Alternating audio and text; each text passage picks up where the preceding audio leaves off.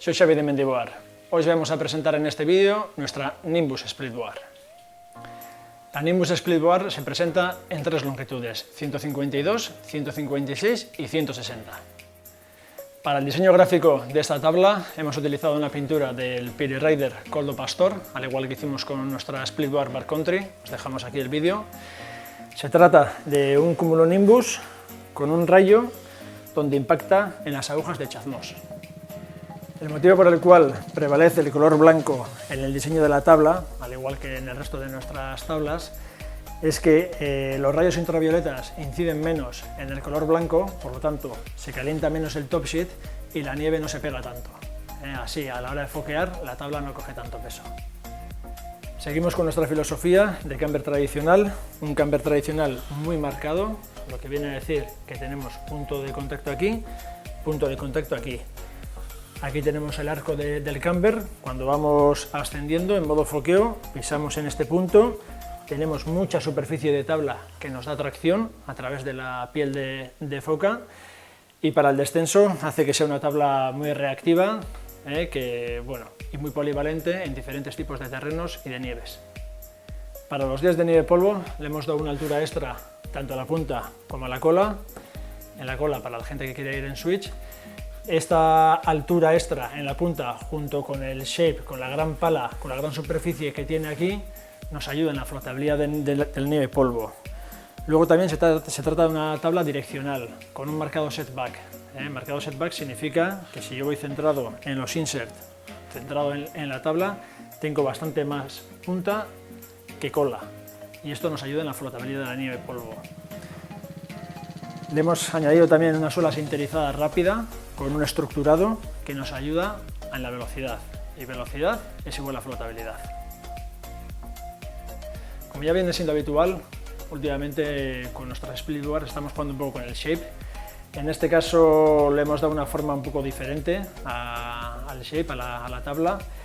En vez de terminar en punta, termina en forma de V, una V no muy marcada, para que no tengamos problemas con las raíces o con las ramas que podemos encontrar en el bosque. Y bueno, a la hora de foquear le da un aspecto más de esquí que de media tabla de Splitboard. Para la construcción de este Splitboard hemos utilizado materiales de alta gama. Tenemos un PVT muy duradero y muy resistente al rayado. En el núcleo le hemos metido poplar y bambú, y también hemos usado fibras triaxales. Para la suela hemos metido una suela sinterizada, negra, completamente negra. Queda muy bonito meterle aquí un gráfico de Mendiboar, pero poco práctico. Una tabla completamente negra con un logo en el nose, que es la parte donde menos sufre, hace que cuando le metamos aquí unos rayones, lo llevamos al taller de reparación y tenemos otra vez la suela completamente nueva. Esta nueva temporada en nuestra Nimbus, al igual que en nuestra nueva Backcountry, le hemos añadido dos agujeros aquí en el nose para poder enganchar las pieles de foca de esta manera. Esto nos permite unir las dos mitades de la tabla sin tener que quitar las pieles de foca. En el caso que vayamos foqueando y tengamos que hacer un tramo andando, nos permite unir las dos mitades sin quitar las pieles, engancharlas en la mochila y luego continuar foqueando cuando pasemos ese tramo. También en cumbre o donde decidamos hacer la transición, podemos hacer la transición completa con las pieles de foca puestas, así no corremos el riesgo de que en un descuido se pueda ir la tabla ladera abajo. Y cuando tengamos finalizada la transición, quitamos las pieles de foca y nos vamos ladera abajo.